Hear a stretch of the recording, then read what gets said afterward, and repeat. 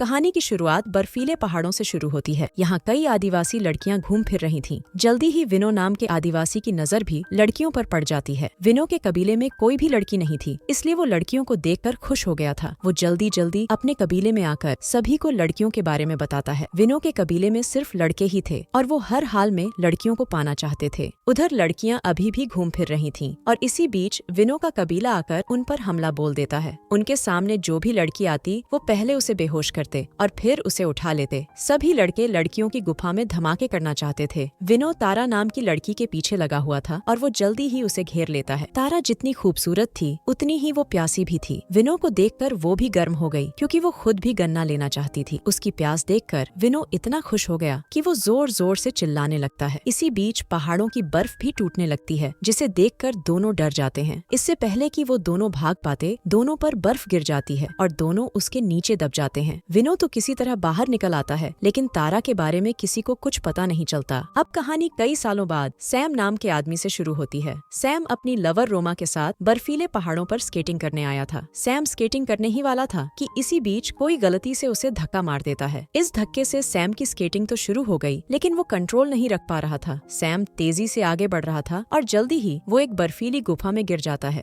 गुफा में गिरने से उसे ज्यादा चोटें तो नहीं लगी थी, लेकिन उसे गुफा में एक लड़की जरूर नजर आ गई थी। ये लड़की तारा थी, जो कई सालों से बर्फ में जमी हुई थी। सैम जल्दी जल्दी बर्फ तोड़कर उसे बाहर निकालता है और उसे होश में लाने की कोशिश करता है। तारा कई सालों से बर्फ में जमी हुई थी, लेकिन पता नहीं वो आज तक जिंदा कैसे थी। जब सैम उसे होश में नहीं ला पाता तो वो उसे किस करता है। सैम के किस करते ही प्यासी तारा की गर्मी बढ़ गई और वो होश में आ गई। सैम उससे बात करने की कोशिश करता है, मगर तारा को उसकी भाषा नहीं आती थी। सैम कुछ सोचकर जब बाहर आता है तो उसे एक मशीन नजर आती है जो उसी की तरफ बढ़ रही थी। तारा भी बाहर आ गई थी और वो मशीन को कोई जानवर समझ लेती है। इस मशीन में सैम की लवर रोमा थी, जो सैम को ढूंढते ढूंढते यहाँ तक पहुँच गई थी। कुछ देर बाद सैम के बताने पर कई लोग तारा को ढूंढने लग जाते हैं। तारा पहले ही छुप गई थी, इसलिए कोई भी उसे ढूंढ नहीं पाता। उधर रोमा और सैम अपने होटल में आकर सो गए थे। सुबह होते होते तारा भी उसी होटल के पास पहुँच गई जिसमें सैम रुका हुआ था। सैम जाग चुका था, जबकि रोमा अभी भी सो रही थी। तारा सैम का पीछा करते करते यहाँ तक आ पहुँची थी। वो जैसे ही सैम के कमरे के बाहर आती है तो सैम उसे देखकर हैरान हो जाता है। तारा को सैम से प्यार हो गया था, क्योंकि उसने उसे बर्फ से बाहर निकाला था। सैम जैसे ही रोमा को उठाने की कोशिश करता है, तभी तारा की नजर एक जहाज पर पड़ती है। इस बार वो जहाज को एक डायनो समझ लेती है और जल्दी जल्दी वहाँ से भागती है। सैम के उठाने पर रोमा जाग तो गई थी, मगर उसे कहीं भी तारा नजर नहीं आती। उसे लग रहा था कि सैम को बहम हुआ है, इसलिए सैम ने अकेले ही तारा को ढूंढने का फैसला कर लिया। वो तारा को अपनी गाड़ी में बैठकर ढूंढने लगा था। वैसे तारा उसी गाड़ी में छुपी हुई थी जिसमें बैठकर सैम उसे ढूंढ रहा था। तारा जैसे ही उसके सामने आती है तो सैम एकदम से घबरा जाता है और इसी के साथ उसकी गाड़ी भी पलट जाती है। वैसे इन दोनों को कोई चोट नहीं लगी थी। तारा गाड़ी से निकलकर उसे सीधा करने लगी। वो देखने में जितनी खूबसूरत थी उतनी ही ताकतवर भी थी। गाड़ी को सीधा करने के बाद दोनों फिर से चल पड़े। सैम तारा को पागल समझ रहा था, क्योंकि उसे नहीं पता था कि तारा एक आदिवासी लड़की है जो कई सालों तक बर्फ में जमी रही। असल में जिस तरह के कपड़े पहनकर तारा घूम रही थी, उसे देखकर कोई भी उसे पागल समझ सकता था। इसलिए सैम भी उसे पागल समझकर पागल खाने की तरफ ले जा रहा था। रास्ते में एक जगह रुककर वो गैस डलवाने लगा। इस बार भी तारा को गैस पाइप एक डायनो लगा और वो उसे डायनो समझकर अपने दांतों से काट देती है। उसकी इस हरकत से सैम को पूरा यकीन हो गया था कि तारा सच में पागल ही है। कुछ देर बाद दोनों पागल खाने के बाहर पहुँच गए। सैम तारा को गाड़ी में ही लॉक कर अंदर आ जाता है। वो डॉक्टर को सब बताता है कि मुझे बर्फ में एक लड़की मिली थी। उसकी बात सुनकर डॉक्टर उसे ही पागल समझता है और उसके कहने पर सैम को एक कमरे में बंद कर दिया जाता है। जब सैम काफी देर तक बाहर नहीं आता तो तारा गाड़ी का दरवाजा तोड़कर बाहर निकल आती है। बाहर आकर वो सैम को ढूंढने लगी और वो जल्दी ही सैम के पास पहुंच जाती है। सैम जिस कमरे में बंद था, तारा उसी कमरे की खिड़की के पास पहुंच गई थी। तारा जल्दी जल्दी खिड़की तोड़कर सैम को बाहर निकालती है और फिर वो दोनों वहाँ से भाग जाते हैं। थोड़ा आगे आने के बाद सैम गाड़ी रोकता है और तारा को जबरदस्ती बाहर निकालता है। वो तारा को सिरफिरी लड़की समझ रहा था, इसलिए वो उसे अकेली ही छोड़कर चला जाता है। इसी जगह के आसपास दो प्रेमी भी घूम रहे थे। वो एक खाली जगह में आकर प्यार करने लगे और तारा छुपकर उन्हें देखने लगी। दोनों को प्यार करते देखकर तारा भी गर्म हो गई, जिसके बाद वो उसी तरफ जाने लगी जिस तरफ सैम गया था। उधर सैम अपने शहर में आ गया था। वो रोमा को फोन कर बताता है कि मुझे एक जरूरी काम है, इसलिए मैं घर वापस आ गया। रोमा अभी भी बर्फीले पहाड़ों के होटल में थी। सैम के जाने के कारण उसने भी घर जाने का फैसला कर लिया था। रात होते होते तारा भी शहर में पहुंच गई। वो यहाँ सैम का पीछा पीछा करते करते पहुंची थी। तारा पहली बार शहर आई थी, इसलिए वो यहाँ की चीजें देखकर हैरान हो रही थी। एक जगह उसे एक ड्रेस पसंद आ जाती है, जिसके बाद वो शीशा तोड़कर उसे उठा लेती है। दूसरी तरफ सैम अपने घर में सो रहा था, लेकिन कोई आवाज सुनकर वो जाग गया। वो जैसे ही कमरे से बाहर आता है तो उसे दो चोर नजर आते हैं। ये चोर उसके घर चोरी करने आए थे। वो जल्दी जल्दी सैम को पकड़कर मारने लगे और तभी तारा भी घर में आ जाती है। वो आते ही दोनों चोरों पर टूट पड़ती है। वो दोनों को इतना मारती है कि दोनों चोर डरकर घर से भाग जाते हैं। तारा सैम को ढूंढते ढूंढते यहाँ पहुंची थी। उसने जिस तरह सैम को बचाया था, उसे देखकर सैम समझ गया था कि वो पागल नहीं बल्कि एक दलेर लड़की है। उसने फैसला कर लिया था कि तारा उसी के घर में रहेगी, इसलिए वो दोनों बैठकर टीवी देखने लगे थे। तारा ने पहली बार टीवी देखा था, इसलिए वो उसे देखकर हैरान हो रही थी। काफी देर टीवी देखने के बाद सैम तारा को नहाने के लिए बाथरूम में भेज देता है। वो उसे समझाता है कि कैसे नहाना है, लेकिन सैम के समझाने के बाद भी वो टॉयलेट वाले पानी से ही नहाने लगती है। अगले दिन सैम बाजार में जाकर तारा के लिए कपड़े खरीदता है। इसके बाद वो तारा को तैयार कर उसे पूरा शहर दिखाने लगता है। दूसरी तरफ सैम की लवर रोमा सैम के घर पहुंच गई थी। यहाँ आते ही वो तारा के जंगली कपड़े पहनकर नाचने लगी। उसे लगा कि सैम ने उसके लिए नई ड्रेस खरीदी है, इसीलिए वो उसे पहनकर नाच रही थी। इसी बीच पागल खाने वाले डॉक्टर उसे खिड़की से देख लेते हैं। वो साले रोमा को पागल समझते हैं क्योंकि वो जंगली कपड़े पहनकर नाच रही थी। वो धीरे धीरे घर में आते हैं और धीरे से रोमा को बेहोश कर देते हैं। इसके बाद वो जल्दी जल्दी उसे उठाकर भाग भी जाते हैं। कुछ देर बाद रोमा पागल खाने की कैद में थी और डॉक्टर उसे ध्यान से देख रहे थे। जल्दी ही रोमा को होश आ गया। होश में आते ही वो डॉक्टर को समझाती है कि मैं पागल नहीं हूँ, मगर डॉक्टर उसकी बात नहीं मानते और इसी बीच सैम पुलिस लेकर उनके पास आ जाता है। सैम के कहने पर पागल खाने वाले रोमा को छोड़ देते हैं। कुछ देर बाद रोमा सैम के घर में थी और दोनों बैठकर खाना खा रहे थे। इसी बीच तारा बाहर से दोनों को देख लेती है। जिस तरह से बैठकर वो दोनों खाना खा रहे थे, वो चीज तारा को बिल्कुल पसंद नहीं आती। सैम भी उसे देखकर घबरा गया था, जिसके बाद वो बहाना बनाकर जल्दी जल्दी बाहर आता है। बाहर आकर वो जैसे ही तारा को समझाने लगता है तो तारा उस पर हमला कर उसे अपने साथ ले जाती है। इसके बाद वो उसे अपनी गुफा में लाकर उसके साथ अपनी प्यास बुझाती है। प्यास बुझाने के बाद वो सैम को जंगल में अकेला छोड़ देती है ताकि सैम भी ताकतवर बन सके। कुछ महीनों के बाद रोमा ने सैम को जंगल में देख लिया था और वो उसे पकड़कर पागल खाने में ले आई थी। पागल खाने में सैम का इलाज चलता है और जब वो ठीक हो जाता है तो उसे छोड़ दिया जाता है। सैम अब हर जगह तारा को ढूंढ रहा था। कहानी के आखिर में उसे एक दिन तारा मिल जाती है, जो अब पूरी तरह शहरी बन चुकी थी। दोनों एक दूसरे को प्यार करते हैं और दोनों एक साथ हो जाते हैं। वैसे तारा एक रहस्यमयी कबीले से वास्ता रखती थी, जिसमें सिर्फ लड़कियां ही पैदा होती थीं। तारा के कबीले की लड़कियां बर्फीले पहाड़ों में ही रहती थीं और वो कई कई 100 सालों तक जिंदा रहती थीं। इसी के साथ इस कहानी का यही अंत हो जाता है। हमारी वीडियो देखने के लिए बहुत बहुत धन्यवाद। अगर आप ऐसी ही वीडियोस के दीवाने हैं तो प्लीज मेरे चैनल को जरूर सब्सक्राइब करें। मिलते हैं अगली वीडियो में, तब तक के लिए नमस्कार।